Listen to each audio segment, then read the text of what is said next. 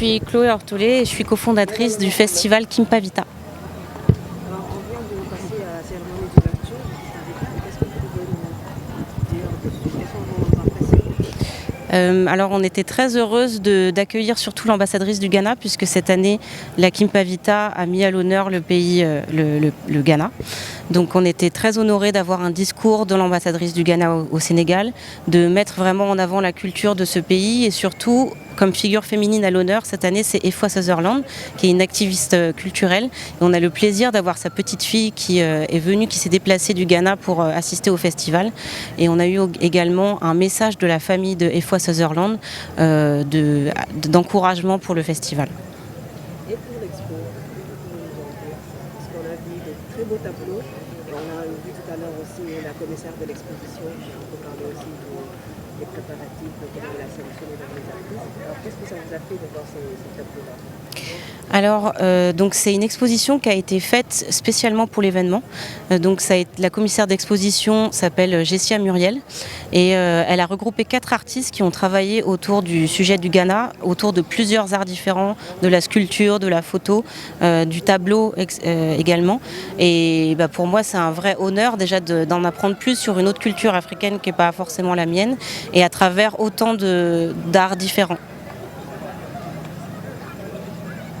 Alors, qu'est-ce que vous allez promettre cette année pour la 6e édition du Kimpa Vita? On sait que avec la pandémie, donc il y a eu un peu de break, ça a repris et on voit un peu qu'il y a de l'engouement. C'est le premier jour, mais quelles sont vos attentes par rapport au public dakarois sénégalais? Ce qu'on a envie, en fait, la Kimpa Vita, c'est la première fois qu'on est à la place du souvenir.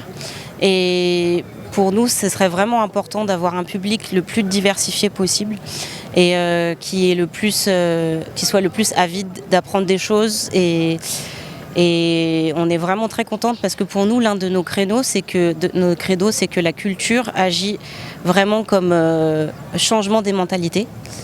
Et qu'avec ce festival, on essaye de montrer qu'on peut parler de sujets importants à travers les arts, à travers la culture, aussi pour la jeunesse, aussi pour les enfants et aussi pour les plus grands.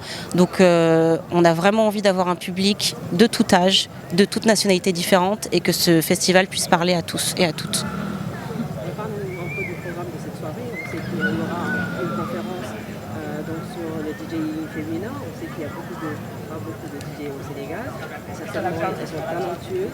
Donc la qualité y est. Qu'est-ce que vous pouvez nous dire là-dessus? Et qu'est-ce qu'attend le public de ce soir par rapport à ce concert qui est en train d'être préparé? Parce que je pense que le strade est déjà fixé et qu'il y a déjà les lumières. Donc ça promet un peu. Alors quels seront les artistes qui viendront ce soir? Alors on a 3 artistes qui viennent, donc c'est un line-up quasiment totalement en féminin. On a le Def Mamadef, on a aussi Tony Blackman et Maggie qui sont nos 3 artistes qui seront là, qui vont jouer entre 21h et minuit. Et par rapport à la conférence, donc c'est une conférence sur les DJ femmes en Afrique. On sait que déjà DJ c'est un métier compliqué et encore plus sur le continent où elles sont très peu représentées, où c'est vraiment vu comme un métier pas forcément sérieux alors qu'il y a beaucoup d'avenir en ce moment dans le DJing. Donc l'idée avec cette conférence c'est d'aborder les problèmes des femmes de la culture aussi sur le continent. Des noms, des DJ qui seront présents. Alors à cette conférence on a DJ Binouche qui est là, Yandé.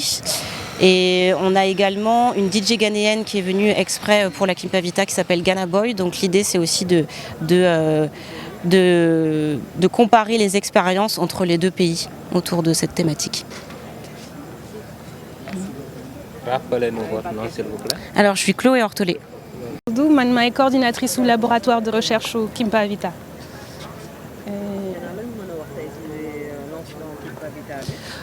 Tey kontaan nañ ambassadrice su Ghana ñëw na ubbi na festival bi surtout Efwa Sutherland suñu figure festival ñëw na am nañ ay yeneen invité ñuy jóge Ghana ñu ñëw tamit participer festival bi donc dañoo kontaan tey.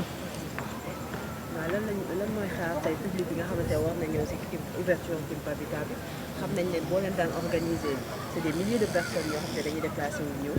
tey nag contexte bi xaw na changé tuuti ak vendredi bi. waaw lan ngeen di xaar si public bi ak ban façon public ngeen di xaar. tey xam nañ duñu am ay famille ndax événement yi xam nga ñëpp ñun sax dañu ragaloon bañ a def suñu organisation tey suñu inauguration tey mais am na fekk nag amul benn gisuñu benn manifestation wala benn toj tey ci dëkk bi donc kontaan nañ tamit donc waa léegi nit ñi ñuy xaar xam naa jeunes yi ñooy génn ñëw ci suñu festival et participer.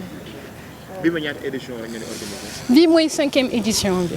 bi mooy 5e édition Kimpa Vita def nañ 5 éditions.